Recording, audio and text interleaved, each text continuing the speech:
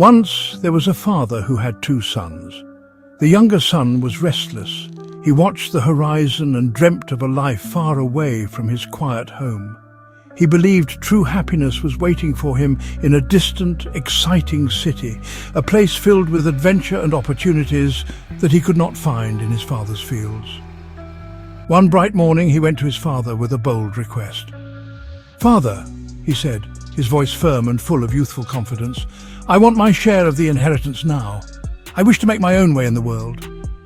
His heart was not mean, but it was impatient, eager to taste freedom and stand on his own 2 feet, certain that he knew best. The father's heart ached to hear these words. He loved his son dearly and knew the world could be a harsh and unforgiving place. He longed to keep his son safe under his loving care, to guide him and protect him from the mistakes he could see waiting for him. Yet he also understood that love cannot be a cage. With a heavy heart but a gentle spirit, he agreed.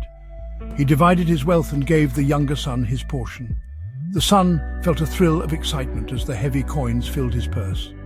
He saw not just money, but a ticket to a new and glorious life, a life he would build all by himself.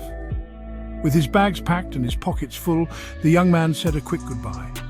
He did not look back to see the sadness in his father's eyes. His own eyes were fixed on the future, a future painted in the brightest colours his imagination could conjure. He felt proud and grown up, a man in charge of his own destiny. The journey was exhilarating. Every step took him further from the familiar and closer to the unknown. He walked with a spring in his step, dreaming of the grand city, the new friends he would make, and the endless fun that awaited him. He was leaving his old life behind, convinced a better one was just over the hill. He finally arrived in a far-off country, a place buzzing with noise and light and people. It was everything he had ever dreamt of and more.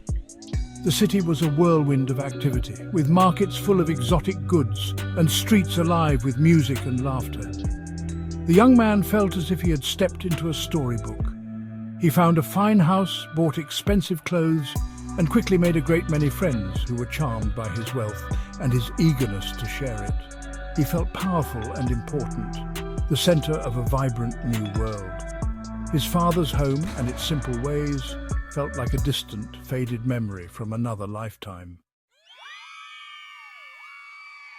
Life in the new city became one long, glorious party. The young man's days and nights were filled with laughter, music, and extravagant feasts. He threw lavish celebrations, inviting everyone he knew. His table was always laden with the finest foods and the sweetest wines, and his house echoed with the sound of joyful music and dancing. His new friends surrounded him, praising his generosity and telling him how clever and wonderful he was. He loved the attention and the feeling of belonging. He believed he had finally found true happiness and genuine friendship, a world where every day was brighter and more exciting than the last. The money flowed from his purse as freely as water. He never stopped to count the cost of his new life. If he wanted something, he bought it. If his friends suggested an adventure, he paid for it without a second thought. He was living for the moment, chasing every pleasure and indulgence the city had to offer. The bright colours of the marketplace, the taste of exotic fruits, the thrill of gambling, and the warmth of his companions' praise filled his senses. He felt alive, vibrant, and completely free from the simple, predictable routines of his father's farm. This, he thought, was what it truly meant to live. He was spending his inheritance, yes, but he was investing it in joy and memories, or so he told himself. But coins in a purse are not like stars in the sky. They have a number, and that number can run out. The young man spent and spent, never thinking about tomorrow. He was so caught up in the whirl of excitement that he didn't notice his purse getting lighter and his pile of gold shrinking.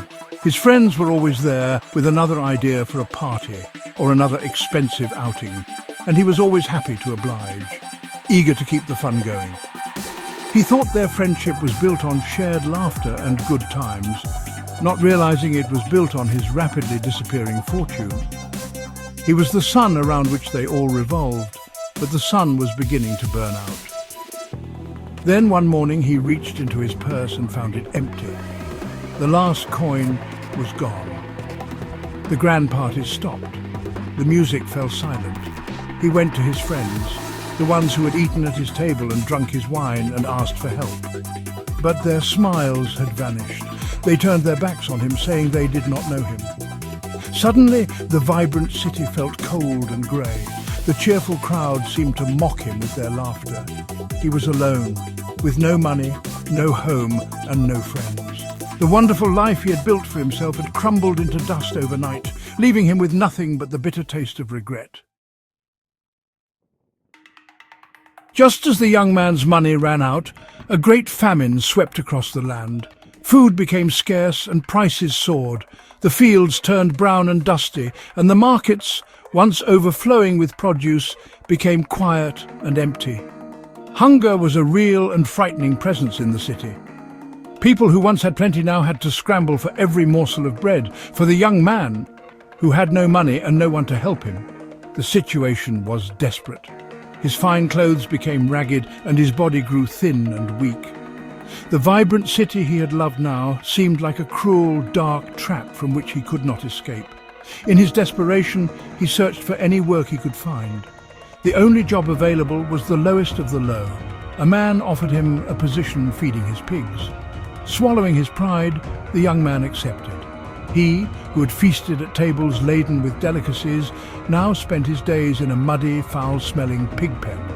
He would mix the slop for the animals, his own stomach groaning with a desperate, gnawing hunger. He watched the pigs eat their fill, and his hunger was so great that he longed to eat the very pods he was giving them, but no one gave him anything. He was completely alone, forgotten by the world. As he sat in the filth of the pig pen, surrounded by the grunting animals, the young man finally had time to think.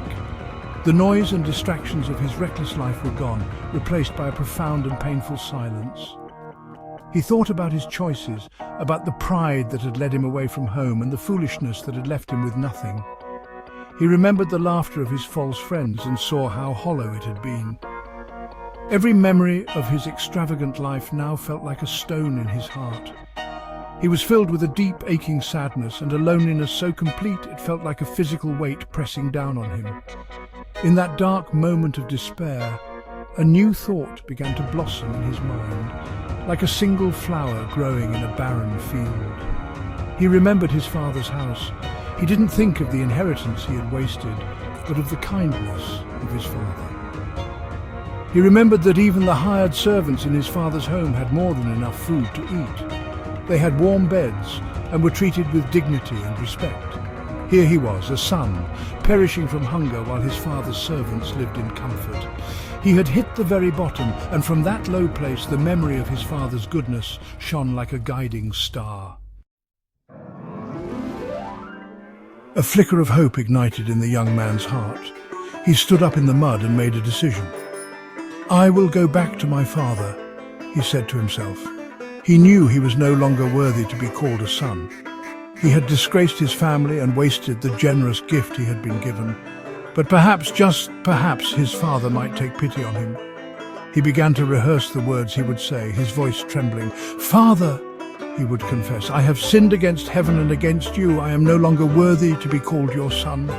Please, just make me like one of your hired servants." This small, humble hope was enough to set his feet on the long road home. The journey back was nothing like the journey that had taken him away. He was no longer a proud young man with a full purse and grand dreams. He was a broken, humbled figure in rags, his body weak from hunger and his heart heavy with shame. Every step was an act of courage. With each mile he worried about the reception he would receive. Would his father even speak to him? Would his older brother mock him? Would the servants laugh at his pathetic state? He kept walking, holding on to the tiny glimmer of hope that his father might show him mercy, rehearsing his speech of repentance over and over again. But while the sun was still a long way off, his father saw him. The father had been watching that road every single day since his son had left, his heart longing for his return. As soon as he caught sight of the familiar figure, ragged and limping, his heart was filled not with anger, but with overwhelming compassion. He did not wait for his son to reach the house. He did not wait for an apology. He gathered his robes and ran. He ran down the road, his arms outstretched. He threw them around his son's neck, hugging him tightly and kissing him, his tears of joy watering the dusty ground. The son was home, "Father," the son began, his voice choked with tears, "I have sinned. I am not worthy." But the father would not let him finish. He called to his servants, his voice ringing with pure joy. "Quick, bring the best robe and put it on him. Put a ring on his finger and sandals on his feet. Bring the fattened calf and kill it. Let's have a feast and celebrate."